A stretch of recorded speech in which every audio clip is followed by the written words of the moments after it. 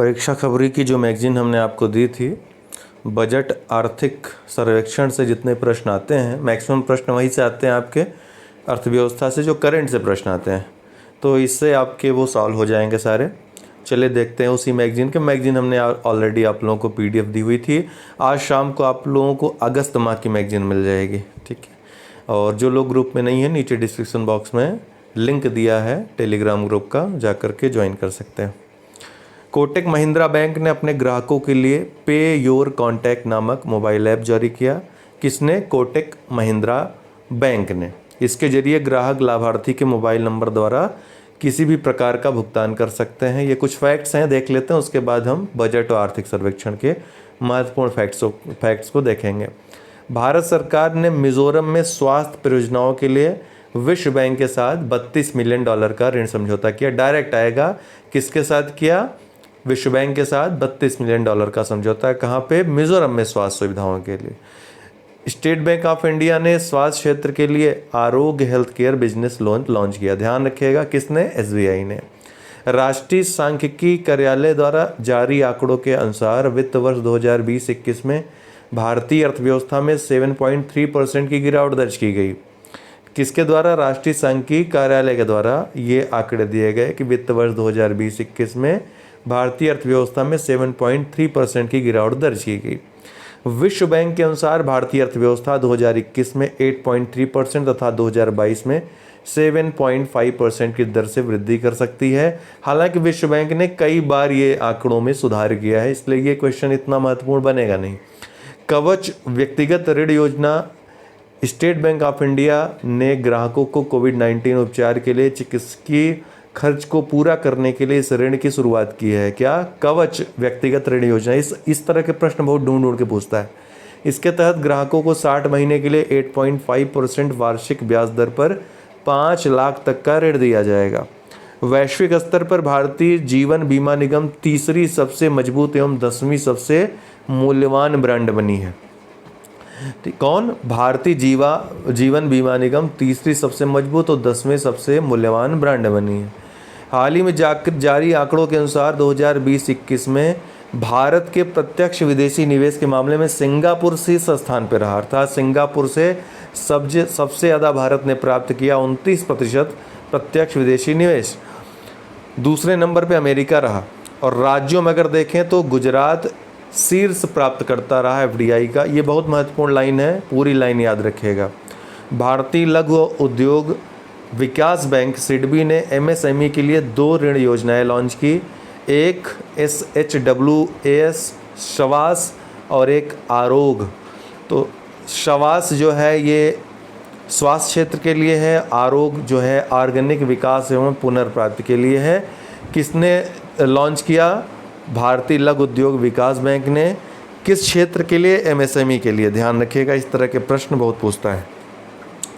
Reserve bank of India ने प्रतिभूतियों को एक श्रेणी से दूसरे श्रेणी में स्थानांतरित करने के मामले में निर्देशों का पालन न करने के लिए किस पर? ICICI बैंक पर 3 करोड़ का जुर्माना लगाया। डायरेक्ट प्रश्न आएगा, किस पर 3 करोड़ का जुर्माना लगाया? तो ICICI पे। भारत यूनाइटेड किंगडम द्विपक्षीय व्यापारिक संबंधों को मजबूती देने के लिए दोनों देशों ने 10 वर्षीय रोड मैप का अनावरण किया। संयुक्त राष्ट्र ने कैलेंडर वर्ष 2022 में भारतीय अर्थव्यवस्था में 10.1% वृद्धि का अनुमान लगाया। किसने? UN ने, संयुक्त राष्ट्र ने। विश्व बैंक द्वारा जारी माइग्रेशन और डेवलपमेंट ब्रीफ रिपोर्ट। पूछ सकता है ये रिपोर्ट कौन? माइग्रेशन डेवलपमेंट ब्रीफ रिपोर्ट कौन प्रकाशित करता है? विश्व बैंक। इसके अनुसार वर्ष 2020 में भारत सबसे बड़ा प्रेषण प्राप्त करता रहा और भारत 2008 से ही सबसे बड़ा प्रेषण प्राप्त करता रहा है। रेमिटेंस जो प्राप्त होता है भारत को, विश्व में सबसे ज़्यादा पैसा बाहर से आता है। कहाँ? भारत में। State bank of India mutual fund प्रबंधन के तहत औसत संपत्ति 5 लाख करोड़ रुपए पार करने वाला भारत का पहला म्यूचुअल फंड बन गया। कौन? SBI mutual fund. ADB Asian development bank ने भारत की अर्थव्यवस्था के लिए वित्त वर्ष 2020-21 में 11% वृद्धि दर का अनुमान लगाया है। किसने? एशियन डेवलपमेंट बैंक ने।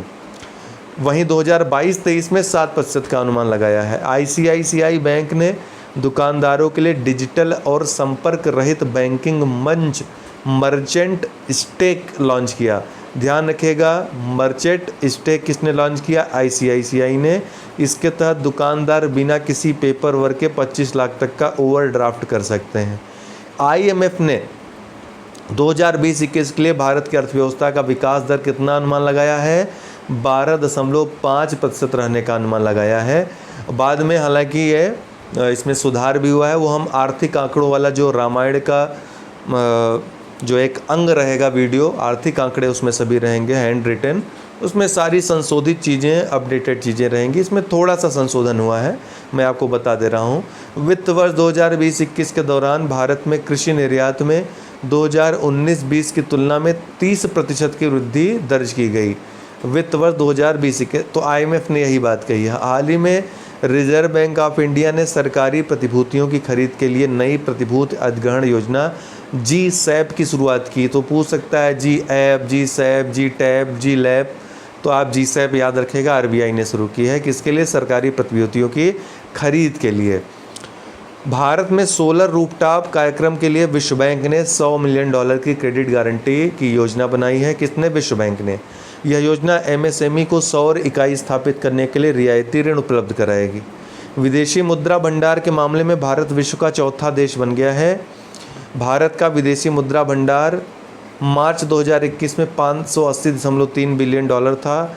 इसमें प्रथम स्थान चीन का है। हालांकि भारत की स्थिति बहुत ज़्यादा बदल गई है। 600 समथिंग मतलब कि मुद्रा भंडार $बिलियन हो गया है भारत का वर्तमान में अगर देखें तो। ये 633 के आसपास हो गया $बिलियन। ठीक है, प्रथम स्थान चीन का है, फिर जापान है, फिर स्विट्ज़रलैंड है, ये सब 1000 के पार हैं, और फिर भारत का स्थान आता है। भारत भी जिस हिसाब से तेज़ी से बढ़ रहा है, बहुत जल्द ऐसा लग रहा है कि 1 ट्रिलियन तक पहुंच जाएगा इसका। भारतीय रिजर्व बैंक ने भारतीय स्टेट बैंक पर 2 करोड़ रुपए का मौद्रिक जुर्माना लगाया है। किस पे? भारत। अब देखिए, ICICI पे 3 करोड़ का लगाया था, स्टेट बैंक ऑफ इंडिया पे 2 करोड़ का लगाया है। यह जुर्माना नियमों के उल्लंघन तथा कमीशन के रूप में कर्मचारियों के पारितोषिक के लेकर लगाया गया है। 22 फरवरी को 15वें वित्त आयोग ने वित्तीय वर्ष 2021-22 से वित्तीय वर्ष 2025-26 के लिए अंतरिम रिपोर्ट पेश की। 15वें वित्त आयोग ने रिपोर्ट में स्थानीय निकायों के कुल अनुदान में नगर पालिकाओं की हिस्सेदारी 30% बढ़ाकर 40% करने की सिफारिश की है। ध्यान रखिएगा, 15वें वित्त आयोग के अध्यक्ष कौन हैं? NK सिंह हैं। ये बहुत महत्वपूर्ण है कि नगर पालिकाओं की हिस्सेदारी 30% से बढ़ाकर 40% तक करने की सिफारिश की गई है। इसमें रिजर्व बैंक ऑफ इंडिया द्वारा 8 फरवरी से 12 फरवरी के बीच वित्तीय साक्षरता सप्ताह 2021 मनाया गया, जिसमें बैंकिंग सुविधाओं के विषय में जागरूकता फैलाई गई। वित्तीय साक्षरता सप्ताह 8 फरवरी से 12 फरवरी। मालदीव में चल रहे परियोजनाओं के लिए एक्जिम बैंक $400 बिलियन प्रदान करेगा। मालदीव में चल रही परियोजनाओं के लिए 2020 में चीन और भारत के बीच कुल व्यापार $77.7 बिलियन का रहा तथा चीन भारत का 2020 में शीर्ष व्यापारिक भागीदार देश रहा। NSO ने वित्त वर्ष 2020-21 में भारत की GDP स्थिर मूल्य पर 134.40 लाख करोड़ रुपए का अनुमान लगाया है, जो GDP में 7.7% की गिरावट दर्ज करता है। ध्यान रखिएगा, IMF द्वारा जारी आंकड़ों के अनुसार 2021 में भारत की आर्थिक वृद्धि दर 11.5% रहने का अनुमान जताया गया है। देखिए, संयुक्त राष्ट्र ने भी बढ़ा दिया था, 10.1% कर दिया था, और IMF ने भी बढ़ाकर कितना कर दिया था? 12.5% कर दिया था। इसके पहले IMF ने 11.5% रहने का अनुमान जताया था जनवरी में जब आंकड़ा दिया था। अप्रैल में बढ़ाकर 12.5 कर दिया। संयुक्त राष्ट्र ने भी पहले 7.3% रहने का अनुमान लगाया था, बाद में बढ़ा दिया था। तो ये दोनों चीज़ें आप याद रखिएगा। हालांकि जो हम आर्थिक आंकड़ों वाला वीडियो देंगे उसमें किस समय किसने क्या कहा सब दे देंगे, उसमें क्लियर हो जाएगा। एक्सिस बैंक ने ग्राहकों को उचित मूल्य पर स्वास्थ्य सुविधा से लैस औरा क्रेडिट कार्ड लॉन्च किया है। किसने? एक्सिस बैंक ने। कार्ड धारकों को स्वास्थ्य संबंधी वार्षिक जांच कराने पर छूट प्रदान की जाएगी। ICICI बैंक ने ग्राहकों को फॉरेक्स प्रीपेड कार्ड तेज़ी से प्राप्त करने के लिए मनी चेंजेस के लिए एक मोबाइल एप्लीकेशन InstaFX लॉन्च किया है। किसने? ICICI ने। चलिए बजट पे आ जाते हैं। आम बजट 2021-22 को वित्त मंत्री निर्मला सीतारमन ने 1 फरवरी 2021 को संसद में पेश किया। बजट 2021-22 भारत का पहला पेपरलेस एवं डिजिटल बजट था। तो भारत का पहला पेपरलेस और डिजिटल बजट पेश किया गया। इस बजट को एक टैबलेट को लाल कवर में लाया गया एवं इसी से पढ़ा गया। बजट 2021-22 की जो थीम है आत्मनिर्भर भारत इस बार की थीम थी। इस बजट के अनुसार वर्ष 2021 हमारे इतिहास के महत्वपूर्ण मील के पत्थरों का वर्ष है। आज़ादी का 75वां वर्ष, भारत में गोवा के विलय का 60वां वर्ष, 1971 के भारत पाकिस्तान युद्ध का 50वां वर्ष, स्वतंत्र भारत की 8वीं जनगणना का वर्ष, चंद्रयान-3 मिशन का वर्ष, हरिद्वार महाकुंभ का वर्ष। कुल 34.83 लाख करोड़ रुपए का बजट था। ये 34 ये आंकड़ा दिया हुआ है, ठीक है। 34,83,236 करोड़ का बजट है, जिसमें राजस्व प्राप्तियां 17,88,424 करोड़, पूंजी प्राप्तियां 16,94,812 करोड़, कुल खर्च होने वाली राशि जिसमें 34,83,236 करोड़ रुपए ये खर्च होंगी, ठीक है। प्राप्तियां और खर्च दोनों के आंकड़े दिए हैं। तो इसमें राजस्व खर्च 29,29,000 करोड़ है। पूंजी प्राप्तियां कितनी हैं? 5,54,236 करोड़। देखिए इसको आपको याद रखने की ज़रूरत नहीं है, बस एक बार पढ़ दे रहे हैं। मेन ये है कि कुल कितने का बजट है, ये बजट का मूल्य कितने का है। बजट घाटा तो शून्य, आपको पता है कि बजट हम पेश करते हैं। कुछ यहाँ पे तथ्य जान लीजिए। शून्य आधारित बजट जो जीरो बेस बजट होता है, भारत में 1986 से ही अपनाया गया है इसको। इसमें क्या होता है, इसकी कहानी थोड़ी सी जान लीजिए, हो सकता है कभी एग्जाम में पूछ ले। शून्य आधारित बजट में गत वर्षों जो पिछला वर्ष होता है उसके जो व्यय संबंधी आंकड़े हैं उनको कोई महत्व नहीं दिया जाता है।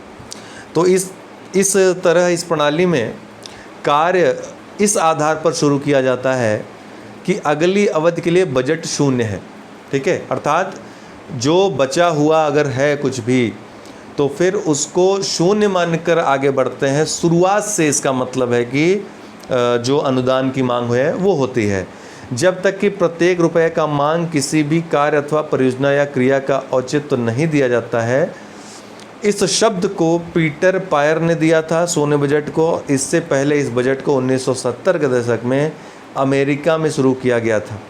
तो शून्य आधारित बजट या जीरो बेस्ड बजट का विचार सबसे पहले अमेरिका के 1970 के दशक में जो राष्ट्रपति थे जिम्मी कार्टर, उनके रहते शुरू किया गया था।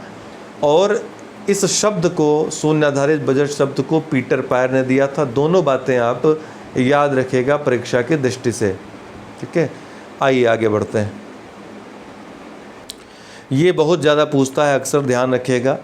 राजकोषीय घाटा जो है 2020-21 का संशोधित अनुमान के अनुसार जीडीपी का 9% बहुत ज़्यादा बढ़ गया है ना। और 2021-22 के बजट के अनुमान के अनुसार जीडीपी का 6.8% रहने का अनुमान है। ओके, ये दोनों वर्षों का याद रखिएगा। राजस्व घाटा 2020-21 में जो संशोधित अनुमान है जीडीपी का 7.5%, वहीं 2021-22 के संशोधित बजट अनुमान के अनुसार जीडीपी का 5.1%। प्रभावी राजस्व घाटा जीडीपी का 6.3% 2020-21 के संशोधित अनुमान के अनुसार, और जीडीपी का 4.1% 2021-22 के बजट अनुमान के अनुसार।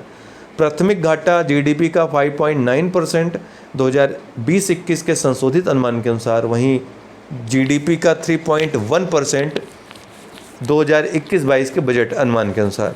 सरकार का लक्ष्य वर्ष 2025-26 तक राजकोषीय घाटा को जीडीपी का 4.5% तक लाना है।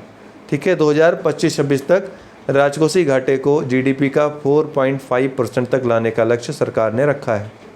तो यहाँ पर लॉकडाउन का और जो कोरोना महामारी आई उसके बाद असर साफ साफ देखा जा सकता है कि जहाँ 3 पॉइंट में रखता था घाटे जो है 9 पॉइंट में पहुँच गए हैं। सरकार का लक्ष्य वर्ष 2025-26 तक राजकोषीय घाटा को जीडीपी का 4.5% तक लाना है। विभिन्न राज्यों को राजकोषीय घाटा जो स्टेट जीडीपी होती है उसके 3% तक लाने का लक्ष्य भारत सरकार ने 2023-24 तक रखा है। यही सिफारिश राज्यों के लिए 15वें वित्त आयोग द्वारा भी की गई है, ध्यान रखिएगा। रुपया आने के टॉप 3 स्रोत जो हैं वो कौन से हैं? तो उधार एवं अन्य देयताएं से सबसे ज़्यादा प्राप्त होता है, फिर जीएसटी से और फिर आयकर से। ये याद रखिएगा, पूछता है। रुपया व्यय किए जाने का टॉप 3 स्रोत कौन से हैं, मतलब सबसे ज़्यादा व्यय कहाँ होता है? तो ब्याज की अदायगी में, उसके बाद करों और शुल्कों में राज्यों का हिस्सा जो होता है उसमें, और केंद्रीय क्षेत्र की योजनाओं में तीसरे स्थान पे। ये तो टॉप 3 तीनों दोनों के स्रोत याद रखिएगा। 6 पिलर में विभक्त है 2021-22 का जो पूरी रूपरेखा है। पूछ सकता है कितने पिलरों में है, तो 6 पिलर में है। कौन कौन? न्यूनतम सरकार, अधिकतम शासन, स्वास्थ्य और कल्याण, नवप्रवर्तन और अनुसंधान एवं विकास, भौतिक और वित्तीय पूंजी और अवसंरचना, मानव पूंजी में नवजीवन का संचार करना, आकांक्षी भारत के लिए समावेशी विकास। बजट 2021-22 में स्वास्थ्य और कल्याण के लिए कितने करोड़ रुपए के आवंटन किए गए हैं? 2,23,846 करोड़। पिछले वर्ष की तुलना में स्वास्थ्य और कल्याण पर व्यय में कितने प्रतिशत की बढ़ोतरी हुई? 137% की बढ़ोतरी हुई है। सरकार ने इस बजट में कोविड-19 वैक्सीन के लिए कितने रुपए आवंटित किए हैं? 35,000 करोड़ रुपए। इस बजट के द्वारा सरकार 6 वर्षों के लिए 64,180 करोड़ रुपए के पीएम आत्मनिर्भर स्वास्थ्य भारत योजना लाई है। तो 6 सालों के लिए 64,180 करोड़ रुपए का। किन 2 कार्यक्रम या अभियान को विलय करके सरकार मिशन पोषण 2.0 ला रही है? संपूरक पोषण कार्यक्रम और पोषण अभियान को, ठीक है। तो मिशन पोषण 2.0 भारत के 112 आकांक्षी जिलों में चलाए जाएंगे। सरकार ने अगले 5 वर्ष के लिए कितने करोड़ रुपए परिव्यय के जल जीवन मिशन लॉन्च किए हैं? तो 2,87,000 करोड़ के परिव्यय से। सरकार अगले 5 वर्ष के लिए 2021 से 26 कितने करोड़ रुपए के शहरी स्वच्छ भारत मिशन 2.0 लॉन्च किया है? 1,41,678 करोड़ रुपए के। सरकार अनुपयुक्त वाहनों को चरणबद्ध तरीके से हटाने के लिए कौन सी नीति की घोषणा की है सरकार ने? तो स्वैच्छिक वाहन स्क्रैपिंग नीति की। इस नीति के अनुसार व्यक्तिगत वाहनों को 20 वर्ष के बाद और वाणिज्यिक वाहनों को 15 वर्ष के पश्चात ऑटोमेटेड फिटनेस सेंटरों में फिटनेस जांच करानी होगी। ओके। मित्रा स्कीम बजट 2021-22 में चर्चा में रहा। ये किससे संबंधित है? तो 7 टेक्सटाइल कपड़ा पार्क स्थापित करने के लिए, ठीक है। नाम क्या है मित्रा का full form? Mega investment textile parks. किस मंत्रालय को खर्च करने के लिए अभी तक इसके इतिहास में सबसे ज़्यादा बजट आवंटित किए गए हैं? तो रेलवे मंत्रालय और सड़क परिवहन एवं राजमार्ग मंत्रालय, दोनों को अभी तक का सबसे ज़्यादा बजट इन दोनों को आवंटित किया गया है। रेलवे के लिए कितना है?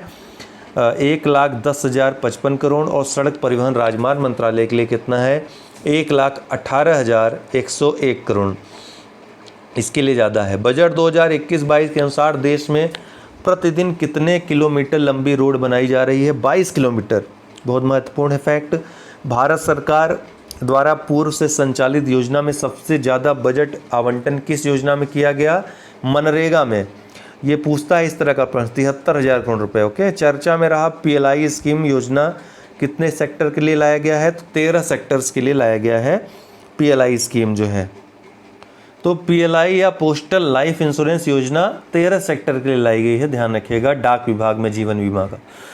इसके तहत विनिर्माण क्षेत्रों में वैश्विक चैंपियन बनने का लक्ष्य है, जिससे भारतीय अर्थव्यवस्था 5 ट्रिलियन अमेरिकी डॉलर का जो लक्ष्य रखा है 2024 तक वो प्राप्त कर सके। बजट 2021-22 में ग्लोबल इनोवेशन इंडेक्स पर विशेष चर्चा की गई है। इस इंडेक्स को कौन जारी करता है? तो वर्ल्ड इंटेलेक्चुअल प्रॉपर्टी ऑर्गेनाइजेशन जारी करता है, वीपो इसको। इस बजट में रिवाम पोस्ट मैट्रिक स्कॉलरशिप स्कीम किसके लिए लाया गया है? तो अनुसूचित जाति के कल्याण के लिए। रिवाम पोस्ट मैट्रिक स्कॉलरशिप स्कीम, ध्यान रखिएगा। ऑपरेशन ग्रीन के तहत अब कितने उत्पादों को शामिल किया जाएगा? तो 22 उत्पादों को। पहले सिर्फ 3 थे, आलू प्याज टमाटर थे, अब 22 उत्पाद इसमें शामिल हो जाएंगे। इसके अतिरिक्त भारतीय रेलवे ने भारत के लिए एक राष्ट्रीय रेल योजना तैयार की है, ठीक है। तो राष्ट्रीय रेल योजना 2030 इसका नाम दिया गया है। इसका उद्देश्य 2030 तक भविष्य के लिए तैयार रेलवे तंत्र सृजित करना है। बजट 2021-22 के तहत सरकार मेट्रो रेल के लिए किस नई टेक्नोलॉजी को भारत में लाएगी? मेट्रो लाइट और मेट्रो नियो, इन दोनों टेक्नोलॉजीज़ को। सरकार के जो आगामी लक्ष्य हैं बजट के अनुसार, ये लक्ष्य याद रखिएगा, लक्ष्यों से भी प्रश्न बहुत पूछता है, ठीक है। ब्रॉड गेज रूट्स के 100% विद्युतीकरण का लक्ष्य कब तक रखा गया है? 2023 तक। रेलवे के माल भाड़े में रेल के मॉडल शेयर को 27% से 45% तक करने का लक्ष्य 2030 तक रखा गया है। राष्ट्रीय रेल योजना आपने देखा 2030 तक पूरी करने का लक्ष्य है। गगनयान मिशन के तहत मानव रहित पहला लॉन्च कब होगा? दिसंबर 2022 में। राजकोषीय घाटा को जीडीपी का 4.5% तक लाने का लक्ष्य 2025-26 तक है। एकदम याद रखिएगा, रटिएगा, इधर उधर न हो। तो राज्यों का राजकोषीय घाटा 3% तक लाने का लक्ष्य 2023-24 में। देश में नया सीमा शुल्क लाने का लक्ष्य 1 अक्टूबर 2021। शिप रिसाइकलिंग यार्ड्स की कैपेसिटी को दुगना करने का लक्ष्य 2024। किस केंद्र शासित प्रदेश में एक गैस पाइपलाइन परियोजना शुरू की जाएगी? जम्मू कश्मीर में। बजट 2021-22 के अनुसार उज्ज्वला योजना के तहत 8 करोड़ परिवारों तक लाभ पहुंचा। इस योजना के तहत और कितने लाभार्थी शामिल किए जाएंगे? 1 करोड़। पहले से 8 करोड़ है, 1 करोड़ और शामिल किए जाएंगे। सरकार ने इस बजट के अनुसार एकल सिक्योरिटीज मार्केट कोड तैयार करने जा रही है। इसे किस किस एक्ट को मिलाकर बनाया जा रहा है? तो चारों का नाम याद रखेगा, पूछ लेगा ऑप्शन में, 3 इनमें से दे देगा, एक दूसरा दे देगा। SEBI act 1982, depository act 1996, security contract regulation act 1956, government security act 2007, या फिर इनका कालखंड भी पूछ सकता है, 82, 96, 56, 2007 याद रखेगा। बजट 2021-22 के अनुसार बीमा क्षेत्र में एफडीआई 49% से बढ़ाकर 74% तक कर दिया गया है। बीमा अधिनियम 1938 में संशोधन किया गया है। सरकार ने 2021-22 में किस बीमा कंपनी की आईपीओ ला रही है? एलआईसी के लिए आईपीओ ला रही है। सरकार विनिवेश, मतलब इसको अब शेयर मार्केट में ले आने जा रही है। सरकार विनिवेश से वर्ष 2021-22 में कितने रुपए की प्राप्तियों का अनुमान लगाया है? 1,75,000 करोड़ रुपए की प्राप्ति का, विनिवेश से प्राप्ति का अनुमान लगाया है, ये याद रखिएगा। बजट में चर्चा में रहा स्वामित्व योजना क्या है? तो गाँव में इस योजना के अंतर्गत संपत्तियों के मालिकों को उनके अधिकार के दस्तावेज दिए जा रहे हैं। बजट 2021-22 के तहत कितने आधुनिक मत्स्य बंदरगाहों और फिश लैंडिंग सेंटर बनाने की बात की गई है? कुल 5। कहाँ कहाँ? कोच्चि, चेन्नई, विशाखापट्टनम, पारादीप और पेटुआ घाट। भारत सरकार किस संस्था के साथ मिलकर एक माइक्रो इरिगेशन फंड स्थापित कर रही है? नाबार्ड के साथ मिलकर। ई नैम के तहत इस बजट में कितने और कृषि मंडियों को जोड़ा जाएगा? 1000 कृषि मंडियों को, ध्यान रखिएगा। बजट 2021-22 के अनुसार एक राष्ट्र एक राशन कार्ड योजना कुल कितने राज्यों या केंद्र शासित प्रदेशों में चल रही है? 32 में। इन 32 राज्यों या केंद्र शासित प्रदेशों में कुल लाभार्थियों का 86% कवर हो चुके हैं एक राष्ट्र एक राशन कार्ड योजना के तहत। बजट ये मेंस के लिए भी आपके महत्वपूर्ण फैक्ट है। बजट 2021-22 में चर्चा में आ रहा राष्ट्रीय भाषा अनुवाद मिशन क्या है? तो शासन एवं नीति से संबंधित ज्ञान को भारत की प्रमुख भाषाओं में इंटरनेट पर उपलब्ध कराने के लिए। बजट में चर्चा में रहा विवाद से विश्वास स्कीम क्या है? तो पुराने टैक्स से जुड़े विवाद को निपटारा करना है। तो ये डायरेक्ट टैक्स वालों के लिए, ध्यान रखेगा, किसके लिए है? डायरेक्ट टैक्स वालों के लिए है विवाद से विश्वास स्कीम। जो पुराने टैक्स थे, विशेषकर जो आयकर थे, उनके विवाद को निपटारा करना है। तो इसके लाभार्थी आयकरदाता होंगे। इस बजट के अनुसार भारत में लगभग कितने लोग आईटीआर आयकर रिटर्न फाइल करने लगे हैं? 6.5 करोड़ लोग। कितने वर्ष से ऊपर के उम्र वालों लोगों को आईटीआर भरने की छूट दी गई है? 75 वर्ष से अधिक उम्र वाले लोग। पिन पॉइंट से याद रखिएगा। इस बजट के अनुसार लॉकडाउन के समय प्रधानमंत्री ने गरीब कल्याण योजना घोषित की। इसे 5 मिनी बजट के तहत कितना रुपये आवंटन किया गया? 2.76 लाख करोड़ रुपए, जिसके तहत गरीब कल्याण योजना के तहत, ठीक है, 80 मिलियन परिवारों को कुकिंग गैस दी गई। 400 मिलियन से अधिक गरीबों को नगद राशि मुहैया कराई गई।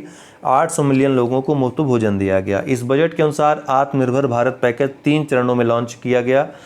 पहला 12 मई 2020 में, दूसरा 12 अक्टूबर 2020 में, तीसरा 12 नवंबर 2020 में। इन तीनों चरणों के तहत कुल 27.1 लाख करोड़ रुपए भारतीय अर्थव्यवस्था को पटरी पर लाने के लिए विभिन्न क्षेत्रों से दिए गए, जो पूरे जीडीपी का कितना प्रतिशत लगभग था, 13% कुल जीडीपी का इसमें खर्च किया गया। वर्ष 2021 में भारतीय इतिहास की पहली डिजिटल जनगणना के लिए सरकार ने कितने बजट आवंटित किए हैं? 3768 करोड़ बजट।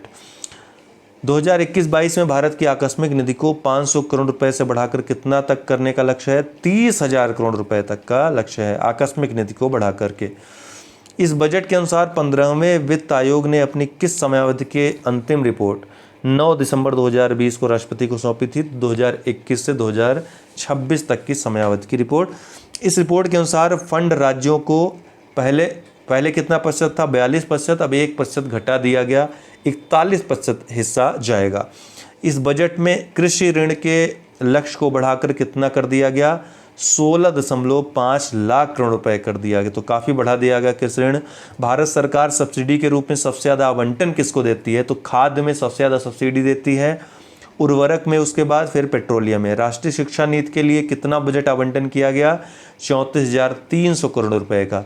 इस बजट के अनुसार गगनयान मिशन के तहत भारत के कितने अंतरिक्ष यात्रियों को रूस में प्रशिक्षण दिया जा रहा है? 4 अंतरिक्ष यात्रियों को। बजट 2021-22 में भारतीय अर्थव्यवस्था में किस तरह की जीडीपी वृद्धि अनुमानित की गई? वी शेप जीडीपी वृद्धि अनुमानित की गई। इस बजट में एक नई हाइड्रोजन ऊर्जा मिशन को भी लॉन्च किया गया। इसका उद्देश्य क्या होगा? प्रदूषण कम करना और स्वास्थ्य और हरित ऊर्जा को बढ़ावा देना। बजट 2021-22 के अनुसार अगले 5 वर्षों के लिए 4,000 करोड़ रुपए के डीप ओशन मिशन, गहरा सागर मिशन की शुरुआत की जा रही है, जिसका उद्देश्य क्या है? गहरे समुद्र में सर्वेक्षण और अन्वेषण के कार्यों को करना। महत्वपूर्ण आंकड़े ये तो आप देख ही चुके हैं। राजकोषीय घाटा 6.8% जीडीपी का, राजस्व घाटा 5.1%, प्रभावी राजस्व घाटा 4.1%, प्राथमिक घाटा 3.1%। बजट 2021-22 के अनुसार भारत के विभिन्न क्षेत्रों में 100 नए सैनिक स्कूल बनाए जाएंगे। जनजातीय क्षेत्रों में 750 एकलव्य स्कूल बनाए जाएंगे।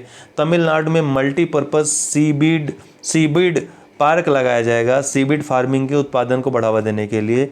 लद्दाख के लेह में एक केंद्रीय विश्वविद्यालय की स्थापना की जाएगी। कहाँ? लद्दाख के लेह में। महत्वपूर्ण बातें थी। आर्थिक सर्वेक्षण की महत्वपूर्ण बातें देख लेते हैं। बहुत ही महत्वपूर्ण होने वाला आपकी परीक्षाओं के लिए। 29 जनवरी 2021 को भारत का आर्थिक सर्वेक्षण, अब इसको हम रामायण का भाग ही बना लेंगे, क्योंकि मैंने सोचा था इसमें कुछ चीज़ें अपडेट करनी होंगी, तो जो अपडेट करनी होंगी उसको ऐड कर देंगे हम अलग से। बाकी ये चीज़ें रहेंगी, बहुत ही महत्वपूर्ण है सारे फैक्ट्स। 29 जनवरी 2021 को भारत का आर्थिक सर्वेक्षण 2020-21 संसद में प्रस्तुत किया गया।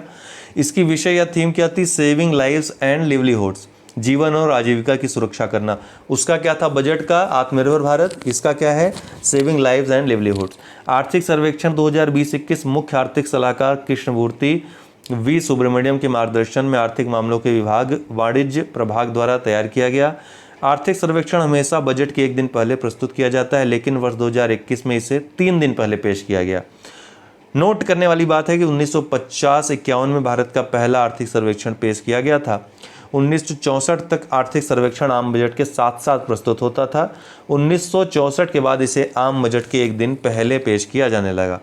इस सर्वेक्षण के अनुसार कोविड से भारत की अर्थव्यवस्था में तीव्र आर्थिक गिरावट के बाद वी शेप्ड रिकवरी देखी जा रही है। भारत की जीडीपी एवं जीवीए का अनुमान जो लगाया गया 2019 में वास्तविक जीडीपी भारत की +4.2%, 2020-21 में जीडीपी वृद्धि -7.7%, 2021-22 में अनुमान है 11% की वृद्धि का। ध्यान रखिएगा, तीनों वृद्धियां याद रखिएगा, रट लीजिएगा एकदम से। जीवीए में अगर देखा जाए तो 2019-20 में 3.9% की वृद्धि, वहीं 2020-21 में जो वृद्धि रही -7.2% की। ठीक है। वित्त वर्ष 2021-22 में नॉर्मल जीडीपी, सांकेतिक जीडीपी कितना बढ़ने का अनुमान लगाया गया है? 15.4% सांकेतिक जीडीपी बढ़ने का अनुमान लगाया गया। 31 मई 2021 को जारी एनएसओ के आंकड़े के 2020-21 के अनुसार वर्ष 2020-21 में भारत की जीडीपी में -7.3% की वृद्धि हुई। पहली तिमाही में ये देखिए, पहली तिमाही -24.4%, दूसरी तिमाही में -7.4 में %, तीसरी तिमाही में प्लस 0.5% की वृद्धि हुई और चौथी तिमाही में कितना चौथी तिमाही में कितनी वृद्धि हुई, प्लस 1.6% की वृद्धि हुई थी। तो तीसरे तिमाही से ये रिकवर होना शुरू हुआ था, उसके पहले माइनस में चल रहा था। अभी तक भारत में कितनी बार नेगेटिव ग्रोथ रेट रही है, तो 4 बार। ध्यान रखिएगा, 1965-66 में जब युद्ध हुआ था पाकिस्तान से, 1971-72 में वो भी युद्ध का समय था, 1979-80 में और इस बार 2020-21 में।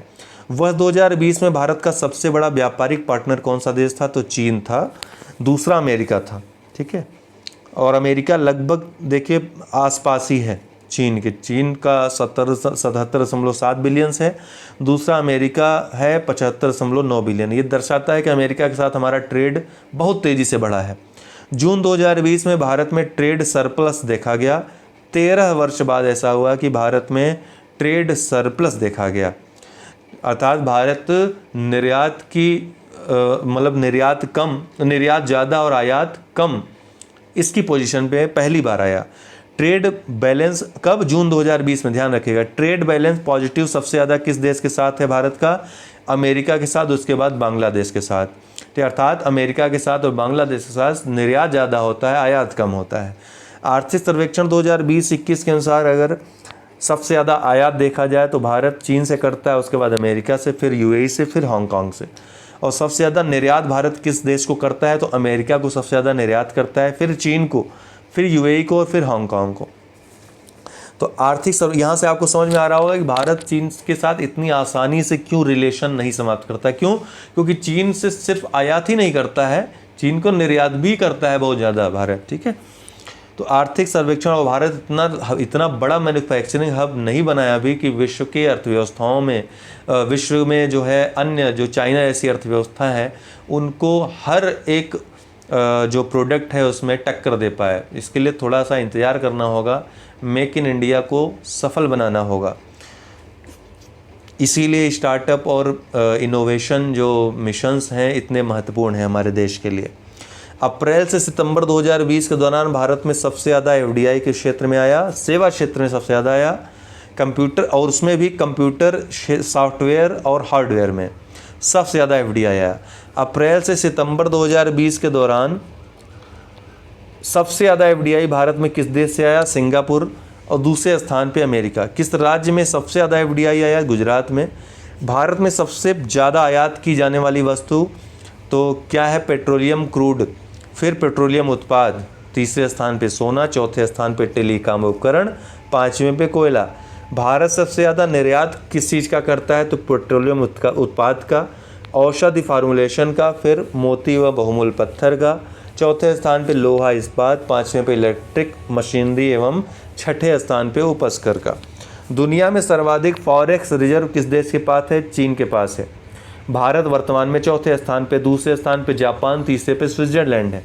इस समीक्षा के अनुसार भारत का दिसंबर 2020 में विदेशी मुद्रा भंडार अगले कितने महीनों के आयात के लिए पर्याप्त है, 18 महीनों के आयात के लिए पर्याप्त था। आर्थिक सर्वेक्षण के अनुसार 2020-21 में विभिन्न क्षेत्रों में ग्रोथ रेट जो रही, कृषि क्षेत्र में 3.5% रही, उद्योग में -9.6%, सेवा क्षेत्र में -8.8%। आर्थिक सर्वेक्षण के अनुसार पूर्व के 29 श्रम कानूनों को मिलाकर अब केवल 4 लेबर कोड बनाए गए हैं। ध्यान रखिएगा, पहले 29 थे, अभी 4 बना दिया गया, सरल कर दिया गया है इन कानूनों को। जीवे में हिस्सेदारी अगर देखा जाए, सेवा क्षेत्र की 54% है, उद्योग क्षेत्र की 26 है, कृषि क्षेत्र की 20% है। जीडीपी में सबसे ज़्यादा हिस्सेदारी सेवा की है, फिर उद्योग क्षेत्र की और फिर कृषि क्षेत्र की। सबसे ज़्यादा रोजगार देने वाला क्षेत्र कृषि है, फिर सेवा है, फिर उद्योग है, ये याद रखिएगा। आर्थिक सर्वेक्षण के अनुसार WHO ने कोविड को पैंडेमिक कब घोषित किया, 11 मार्च 2020 को। प्रधानमंत्री गरीब कल्याण योजना के अंतर्गत कितने करोड़ लोगों को फूड ग्रेन दिया गया, 80.96 करोड़ लोगों को, ठीक है। हाँ, ये बहुत महत्वपूर्ण है, सबसे ज़्यादा महत्वपूर्ण ये है। 2019-20 में जीडीपी का कितना प्रतिशत खर्च हुआ, स्वास्थ्य में 1.5%, शिक्षा में 3.5%, याद रखिएगा। आर्थिक सर्वेक्षण के अनुसार MSME की नई परिभाषा दी गई है, जिसमें माइक्रो, जिसका इन्वेस्टमेंट 1 करोड़ से कम और टर्नओवर 5 करोड़ से कम होगा वो माइक्रो कहलाएंगे। स्मॉल जिसका इन्वेस्टमेंट 1 करोड़ से 10 करोड़ के बीच होगा, टर्नओवर 5 करोड़ से 50 करोड़ के बीच होगा। मीडियम जिसका इन्वेस्टमेंट 10 करोड़ से 20 करोड़ के बीच और टर्नओवर 50 करोड़ से 100 करोड़ के बीच होगा। एकदम रट डालिए, यहाँ से प्रश्न आ सकता है। तो सूक्ष्म, लघु और मध्यम उद्योग हैं, इनकी नई परिभाषा आप दे दी गई। पूरे विश्व के सेवा क्षेत्र के निर्यात में भारत की हिस्सेदारी कितनी है? 3.5%। सेवा क्षेत्र के निर्यात में पूरे विश्व की जनसंख्या का कितना प्रतिशत प्रवासी हैं? 3.6% भारत में, पूरे विश्व की जनसंख्या का 3.6% प्रवासी हैं। विश्व में सबसे ज़्यादा प्रवासी किस देश के हैं? भारत के हैं। भारत के से सबसे ज़्यादा प्रवासी किस देश में जाते हैं? तो यूएई में, फिर यूएसए में, फिर सऊदी अरब में। विश्व में सबसे ज़्यादा प्रवासी किस देश में जाते हैं? विश्व में देखा जाए तो अमेरिका में सबसे ज़्यादा जाते हैं, दूसरा स्थान जर्मनी का है, तीसरा स्थान सऊदी अरब का है। विदेशी पर्यटक भारत में सबसे ज़्यादा किस देश के आते हैं? तो बांग्लादेश के, ठीक है, भारत में, और फिर यूएसए के, फिर यूके के। पर्यटकों की बात हो रही है, प्रवासियों के नहीं। विदेशी पर्यटक किस राज्य में सबसे ज़्यादा आते हैं? तमिलनाडु में सबसे ज़्यादा, फिर महाराष्ट्र में, फिर उत्तर प्रदेश। देखिए ये आपका आंकड़ा है आर्थिक सर्वेक्षण का। पूरे भारत के पर्यटक किस राज्य में सबसे ज़्यादा घूमने जाते हैं? उत्तर प्रदेश में सबसे ज़्यादा जाते हैं, फिर तमिलनाडु, फिर आंध्र प्रदेश में। नई राष्ट्रीय शिक्षा नीति कितने वर्ष बाद आई है? 34 साल बाद आई है। ये प्रश्न भी पूछा गया है। 1986 के बाद आई है, ठीक। भारत का लिटरेसी रेट कितना है? 77.7%। फीमेल लेबर फोर्स 2018-19 में बढ़कर 18.6% हो गया है। हर घर तक, हालांकि अभी घट रहा है, ठीक है, हर घर तक स्वच्छ पीने योग्य पानी पहुंचाने का लक्ष्य कितना है? 2024 तक। वह राज्य जो जीडीपी में सबसे आगे है तो महाराष्ट्र, फिर तमिलनाडु, फिर उत्तर प्रदेश। ध्यान रखिएगा, ये भी पूछता है अक्सर। आर्थिक सर्वेक्षण के अनुसार प्रति व्यक्ति आय सबसे ज़्यादा कहाँ है? गोवा में, फिर सिक्किम में, फिर दिल्ली में। प्रति व्यक्ति आय सबसे कम कहाँ है? बिहार में, फिर उत्तर प्रदेश में, फिर झारखंड में। किस राज्य में गरीबी दर सबसे ज़्यादा है? छत्तीसगढ़ में 39% है। बिहार का 5वां स्थान है केंद्र शासित प्रदेश को मिलाकर। केवल राज्यों में देखा जाए तो बिहार का 4था स्थान है। पूरे भारत की गरीबी दर कितनी है? 21.9% है। आर्थिक सर्वेक्षण के अनुसार सितंबर 2020 के अंत में भारत का विदेशी कर्ज कितना हो जाएगा? कितना है? 556.2 अमेरिकी डॉलर है। विश्व का सबसे ज़्यादा ऋणग्रस्त या कर्जदार देश कौन है? यूएसए सबसे ज़्यादा ऋणग्रस्त देश है। आर्थिक समीक्षा 2020-21 में किस नोबेल पुरस्कार सम्मानित व्यक्ति की चर्चा की गई, जिन्होंने कहा था कि अत्यधिक अनिश्चितता की स्थिति में जीवन का कम से कम नुकसान होने की रणनीति बनानी चाहिए? Hansen and sergeant. ध्यान रखिएगा, इस तरह के प्रश्न बहुत पूछते हैं। आर्थिक समीक्षा के अनुसार वर्ष 2020 के किस महीने में कोविड के संक्रमण के सबसे अधिक मामले आए? सितंबर में। वर्ष 2020 की बात हो रही है। चर्चा में रहा NIP नेशनल इंफ्रास्ट्रक्चर पाइपलाइन किस समय काल के लिए लाया गया है? 2020 से 2025 के लिए। NIP वित्त मंत्रालय के आर्थिक कार्य विभाग के अंतर्गत आता है। इसका उद्देश्य भारत को विश्व स्तरीय इंफ्रास्ट्रक्चर उपलब्ध करवाना है। किस समिति की रिपोर्ट के आधार पर NIP लाया गया है? अतानु चक्रवर्ती के रिपोर्ट के आधार पर। ध्यान रखिएगा। प्रोडक्शन लिंक्ड इंसेंटिव योजना PLI योजना कितने सेक्टर के लिए लाई गई है? 10 सेक्टर के लिए लाई गई है। तो ये PLI है, प्रोडक्शन लिंक्ड इंसेंटिव योजना है दोस्तों, ठीक है। वो PLI दूसरा है पोस्टल लाइफ इंश्योरेंस। तो ये फुल फॉर्म ही देगा जब देगा। 10 सेक्टर के लिए लाई गई है, ठीक है। ये शायद जो मैं पढ़ रहा था वो प्रोडक्शन लिंक्ड इंसेंटिव योजना ही थी, ठीक है, क्योंकि वो PLI जिसकी मैं बात कर रहा हूँ वो पहले से ही चल रही है। तो दोस्तों रोज़गार भी इससे काफ़ी मिलेगा लोगों को। उत्तर प्रदेश जैसे राज्यों के लिए बहुत ही संजीवनी की तरह योजना रहेगी। तो 10 सेक्टर के लिए लाया गया है 1.46 लाख करोड़ के बजट के साथ। उद्देश्य इसका भारत को वैश्विक आपूर्ति श्रृंखला का अभिन्न अंग बनाना रहेगा। वित्त वर्ष 2021 में चालू खाता सरप्लस होने का अनुमान है, तो GDP के कितने प्रतिशत का होगा? 2% का, ठीक है। 17 वर्षों में पहली बार चालू खाता सरप्लस होगा, ये अच्छी बात है। इस समीक्षा के अनुसार विदेशी कर्ज GDP का 20.6% से बढ़कर सितंबर 2020 में कितना प्रतिशत हो गया? 21.6% हो गया। आर्थिक समीक्षा के अनुसार चर्चा में रहा प्रधानमंत्री जन आरोग्य योजना भारत सरकार द्वारा कब शुरू की गई थी? 2018 में शुरू की गई थी, 23 दिसंबर 2018 को। इसी को आयुष्मान भारत की योजना भी कहते हैं। उद्देश्य सबसे कमज़ोर तबके के लोगों को स्वास्थ्य देखभाल उपलब्ध कराना है। आर्थिक समीक्षा 2020-21 में बीएनआई इंडेक्स की चर्चा की गई। इसके कितने आयाम हैं?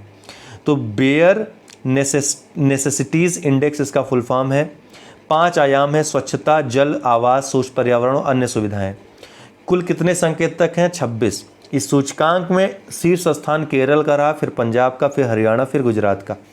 इस सूचकांक का उद्देश्य क्या है? ग्रामीण, शहरी और अखिल भारतीय स्तर पर जीवन जीने के लिए एक बुनियादी आवश्यकता, जिसके ये 5 आयाम हैं, ठीक है, इनको प्राप्त करना। आर्थिक समीक्षा में 2 नए पहल, विश्व सौर बैंक और एक सूर्य एक विश्व एक ग्रिड की चर्चा की गई। यह पहल किसके द्वारा की गई है? अंतर्राष्ट्रीय सौर गठबंधन के द्वारा। उद्देश्य इसका वैश्विक स्तर पर सौर ऊर्जा के क्षेत्र में क्रांति लाना है। आर्थिक समीक्षा इस क्षेत्र में अगर देखा जाए, भारत विश्व का नेतृत्व कर सकता है। कृषि और सहायक कार्य में वर्ष 2020-21 के पहले अग्रिम अनुमान में स्थिर मूल्यों पर जीडीपी के कितने प्रतिशत वृद्धि दर्ज की गई? 3.4% की। कृषि और सहायक क्षेत्रों की हिस्सेदारी वर्ष 2019-20 में कितनी रही? 17.8% रही स्थिर मूल्यों पर। वर्ष 2019-20 के दौरान मत्स्य उत्पादन कितना रहा? इतिहास में अभी तक सबसे अधिक उत्पादन हुआ, दर्ज किया गया 14.16 मिलियन मीट्रिक टन का। ठीक है। आर्थिक समीक्षा के अनुसार मछली उत्पादन में भारत का स्थान दूसरा है, दूध उत्पादन में पहला है, अंडा उत्पादन में तीसरा है, मांस उत्पादन में 5वां है। ठीक है। इस समीक्षा के अनुसार भारत में जन्म के समय जीवन प्रत्याशा कितनी हो गई है? 69.7%। मनरेगा के अंतर्गत मजदूरी 20 रुपये बढ़ाकर 1 अप्रैल 2020 से कितनी कर दी गई? 202 रुपये। ठीक है। आर्थिक समीक्षा तो ये पहले 182 रुपये था, 20 रुपये बढ़ा दिया तो 202 रुपये हो गया। ये याद रखिएगा, पहले 182 रुपये था। आर्थिक समीक्षा 2020-21 के अनुसार 2018-19 में बेरोजगारी दर कितना रहा? 5.8%। इस समीक्षा के अनुसार डिफेंस मैन्युफैक्चरिंग में एफडीआई की सीमा 49% से बढ़ाकर 74% कर दी गई है। मोस्ट इंपॉर्टेंट है। आर्थिक समीक्षा 2020-21 में चर्चा में रहा M3 क्या है? जिसको ब्रॉड मनी कहते हैं, व्यापक मुद्रा है। M1 और M2 क्या है? नैरो मनी है। M3 एंड M4 क्या बोलते हैं? सम्मिलित रूप से ब्रॉड मनी बोलते हैं। सबसे ज़्यादा लिक्विडिटी किसकी होती है? M1 की होती है। नगद पैसा पूरा होता है। भारत सरकार ने 1955 के आवश्यक वस्तु अधिनियम में संशोधन करके आवश्यक वस्तु संशोधन अधिनियम 2020 लाया है। तो इसमें संशोधन किया है। सतत विकास लक्ष्य 2030 को, तो सतत विकास लक्ष्य 2030 को पूरा करने के लिए संयुक्त राष्ट्र कितने गोल टारगेट पर काम कर रहा है? 17 गोल और 169 टारगेट, पता ही है आपको। आर्थिक सर्वेक्षण के अनुसार भारत ने सतत विकास लक्ष्य जलवायु परिवर्तन को ध्यान में रखते हुए अपने एनडीसी में नेशनल डिटरमाइंड कंट्रीब्यूशन में वर्ष 2030 के लिए क्या लक्ष्य निर्धारित किए हैं? बहुत महत्वपूर्ण है ये।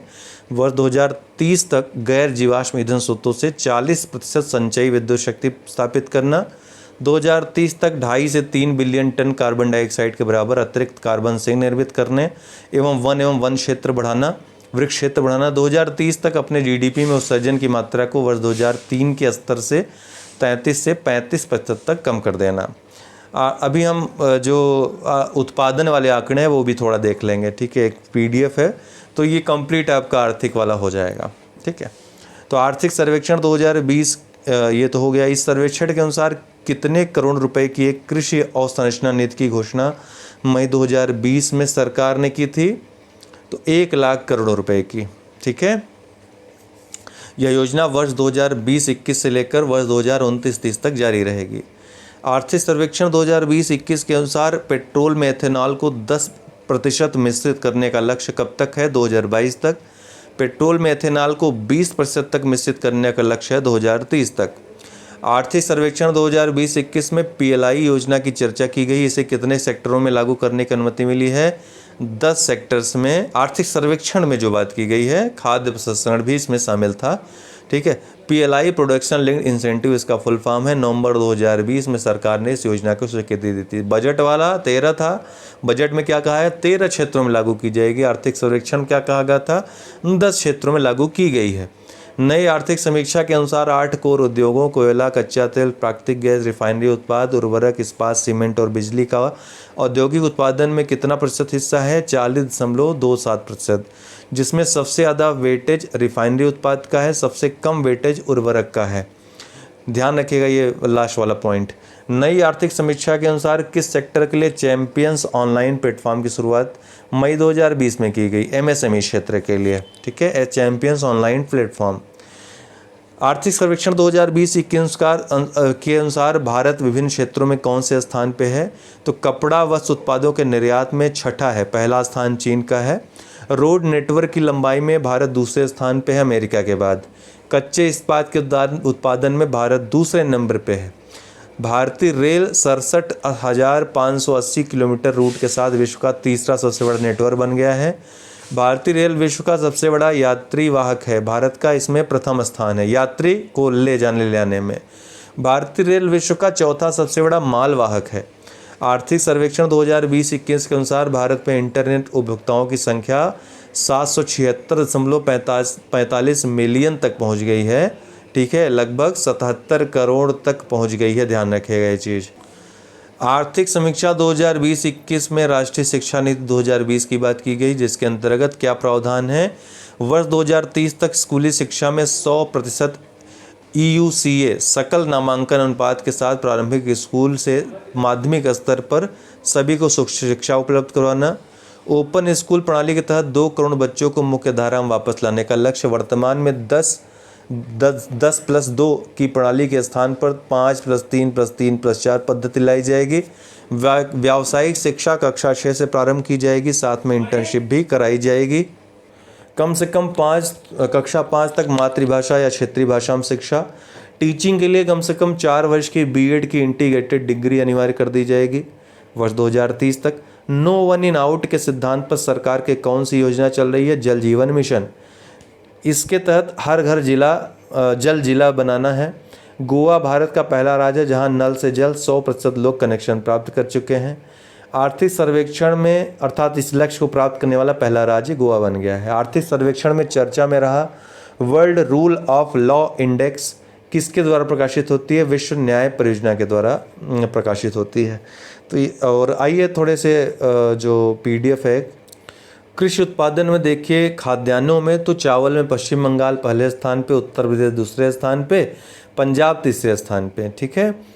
अखिल भारत स्तर पर ये देख रहे हैं हम। गेहूं में देखिए तो उत्तर प्रदेश पहले स्थान पे है, मध्य प्रदेश दूसरे स्थान पे और पंजाब तीसरे स्थान पे। मक्का का देखें, कर्नाटक पहले पे, दूसरे पे मध्य प्रदेश, तीसरे पे तेलंगाना। कुल मोटे अनाजों में राजस्थान पहला स्थान, दूसरा कर्नाटक, तीसरा पर मध्य प्रदेश है। चने में राजस्थान पहले स्थान पे, दूसरे स्थान पे महाराष्ट्र, तीसरे पे मध्य प्रदेश। तूर या अरहर में कर्नाटक पहले स्थान पे, दूसरे पे महाराष्ट्र, तीसरे पे उत्तर प्रदेश। कुल दालों में देखें तो राजस्थान पहले स्थान पे, महाराष्ट्र दूसरे स्थान पे, तीसरे पे मध्य प्रदेश। कुल खाद्यान्न उत्पादन उत्तर प्रदेश पहले स्थान पे, मध्य प्रदेश दूसरे स्थान पे, तीसरे स्थान पे पंजाब। तिलहन में देखें तो रेपसीड और सरसों में राजस्थान पहला, हरियाणा दूसरा, उत्तर प्रदेश तीसरा। मूंगफली में गुजरात पहला स्थान, राजस्थान दूसरा स्थान, तमिलनाडु तीसरा स्थान। सोयाबीन में मध्य प्रदेश पहला स्थान, महाराष्ट्र दूसरा स्थान, राजस्थान तीसरा स्थान। सूरजमुखी में कर्नाटक पहला स्थान, उड़ीसा दूसरा स्थान, बिहार तीसरा स्थान। कुल तिलहन में राजस्थान पहला, दूसरा गुजरात, तीसरा मध्य प्रदेश। नगदी फसलों में गन्ना पहले स्थान पे, गन्ने में उत्तर प्रदेश पहले स्थान पे, महाराष्ट्र दूसरे स्थान पे, कर्नाटक तीसरे स्थान पे। कपास में गुजरात पहले स्थान पे, तेलंगाना दूसरे स्थान पे, महाराष्ट्र तीसरे स्थान पे, तेलंगाना दूसरे स्थान पे, ध्यान रखिएगा। जूट और मेस्ता में अगर देखें उत्पादन में तो पश्चिम बंगाल पहले स्थान पे, बिहार दूसरे स्थान पे, असम तीसरे स्थान पे। आलू में उत्तर प्रदेश पहले स्थान पे, दूसरे पे पश्चिम बंगाल, तीसरे पे बिहार। प्याज में महाराष्ट्र पहला स्थान, दूसरा मध्य प्रदेश, तीसरा कर्नाटक। नारियल में केरल पहला, तमिलनाडु दूसरा, कर्नाटक तीसरा। काजू में महाराष्ट्र पहला, आंध्र प्रदेश दूसरा, उड़ीसा तीसरा। सुपारी में कर्नाटक पहला, केरल दूसरा, असम तीसरा। मसालों में मध्य प्रदेश पहला, गुजरात दूसरा, राजस्थान तीसरा। कुल फलों के उत्पादन में आंध्र प्रदेश पहला, दूसरा महाराष्ट्र, तीसरा उत्तर प्रदेश। कुल सब्जियों में पश्चिम बंगाल पहला, उत्तर प्रदेश दूसरा, मध्य प्रदेश तीसरा। तंबाकू में पूछा जाए तो गुजरात पहला, कर्नाटक दूसरा, आंध्र प्रदेश तीसरा। विश्व स्तर पर देखें तो जौ में रूस पहले स्थान पे है, फ्रांस दूसरे पे है। दलहन में भारत पहले स्थान पे है, पोलैंड दूसरे स्थान पे है। सोयाबीन में संयुक्त राज्य अमेरिका पहले स्थान पे है, ब्राज़ील दूसरे पे है। मूंगफली में चीन पहले पे है, दूसरे पे भारत है। गन्ने में ब्राज़ील पहला, दूसरा भारत, तीसरा चीन, चौथा थाईलैंड। कपास बहुत महत्वपूर्ण है, चीन पहले पे, दूसरे पे भारत, तीसरे संयुक्त राज्य अमेरिका, चौथे पे पाकिस्तान, पाँचवें पे ब्राज़ील। जूट में भारत पहले स्थान पे है, बांग्लादेश दूसरे स्थान पे, चीन तीसरे स्थान पे। आलू में चीन पहले स्थान पे, भारत दूसरे स्थान पे, रूस तीसरे स्थान पे। केला में देखें तो भारत पहले स्थान पे, चीन दूसरे पे, तीसरे पे इंडोनेशिया, चौथे पे ब्राज़ील। सेब में चीन पहले स्थान पे, संयुक्त राज्य अमेरिका दूसरे पे, तीसरे पे पोलैंड है। नारियल बहुत महत्वपूर्ण, इंडोनेशिया पहले स्थान पे, फिलीपींस दूसरे पे, तीसरे पे भारत है। श्रीलंका चौथे पे है। चुकंदर में रूस पहले पे, फ्रांस दूसरे पे, संयुक्त राज्य अमेरिका तीसरे पे, जर्मनी चौथे पे, तुर्की पाँचवें पे। मसालों में भारत पहला स्थान है, तुर्की दूसरा, बांग्लादेश तीसरा, चीन चौथा। कॉफ़ी में देखें बहुत पूछता है, ब्राज़ील पहले पे, दूसरे पे वियतनाम, तीसरे पे इंडोनेशिया, चौथे पे कोलंबिया। चाय में चीन पहला, दूसरा भारत, तीसरा केन्या, चौथा श्रीलंका। उत्पादन है ये, निर्यात नहीं है। तंबाकू चीन पहला, दूसरा ब्राज़ील, तीसरा भारत, चौथा संयुक्त राज्य अमेरिका। प्राकृतिक रबर में थाईलैंड पहला, दूसरा इंडोनेशिया, तीसरा वियतनाम, चौथा भारत। दूध उत्पादन में भारत पहला, संयुक्त राज्य अमेरिका दूसरा, तीसरा चीन, चौथा ब्राज़ील। एक अलग वीडियो में हम आर्थिक आंकड़ों को बहुत शॉर्ट में निपटा देंगे, 10 से 15 मिनट में। ये थोड़ा लंबा मैंने इसलिए किया क्योंकि अर्थव्यवस्था की दृष्टि से, जो अर्थशास्त्र आप पढ़ते हो, भारतीय अर्थव्यवस्था पढ़ते हो, उसकी दृष्टि से महत्वपूर्ण है। आपके जीएस में और आपके जो करंट अफेयर्स का पार्ट है, बजट आर्थिक सर्वेक्षण है, कंप्लीटली कवर है। यहाँ से बाहर नहीं आना है कुछ, और ठीक है। और बाकी 10-15 मिनट का जो जिस्ट देंगे उसमें सब रहेगा महत्वपूर्ण। इसमें अनाज का दिया है, उसका नहीं दिया, खनिज का नहीं दिया है, खनिज का भी उसमें रहेगा। ठीक है, तो आशा है आप लोगों को पसंद आएगा ये वीडियो। शेयर करें जितना हो सके, चैनल को सपोर्ट करो यार। और क्योंकि और कुछ हमारे पास है नहीं, प्रचार वचार हम करते नहीं कहीं, आप ही लोग हैं हमारे सब कुछ। बहुत बहुत धन्यवाद।